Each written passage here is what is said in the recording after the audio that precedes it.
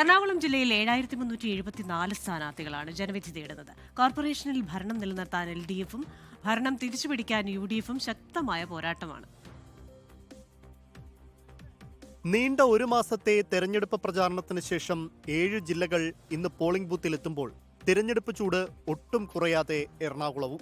കോർപ്പറേഷനിൽ ഭരണം നിലനിർത്താൻ LDF-ഉം ഭരണം തിരിച്ചുപിടിക്കാൻ UDF-ഉം സീറ്റെണ്ണം വർദ്ധിപ്പിക്കാൻ BJP-യും ശക്തമായി പോരാടുന്ന ജില്ലയാണ് എറണാകുളം.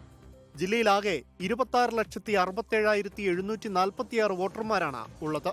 ഇതിൽ 12,79,170 പുരുഷ വോട്ടർമാരും 13,88,544 സ്ത്രീ വോട്ടർമാരും 32 ട്രാൻസ്ജെൻഡർ വോട്ടർമാരും ഉൾപ്പെടുന്നു. ജില്ലയിലാകെ 3021 പോളിംഗ് സ്റ്റേഷനുകളാണ് സജ്ജമാക്കിയിരിക്കുന്നത്. 7490 ബാലറ്റ് യൂണിറ്റുകളും 3036 കൺട്രോൾ യൂണിറ്റുകളുമുണ്ട്.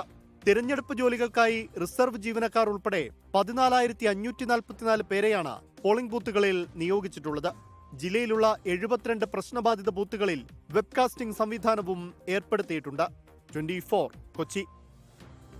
ലോകത്തെവിടെയായാലും ഏത് സമയത്തും 24 വാർത്തകളും ഓഗ്മെന്റഡ് റിയാലിറ്റി പാക്കേജുകളും എക്സ്പ്ലെയിനറുകളും വിശദമായി കാണാൻ ഞങ്ങളുടെ YouTube ചാനൽ നിങ്ങൾക്ക് സബ്സ്ക്രൈബ് ചെയ്യാം.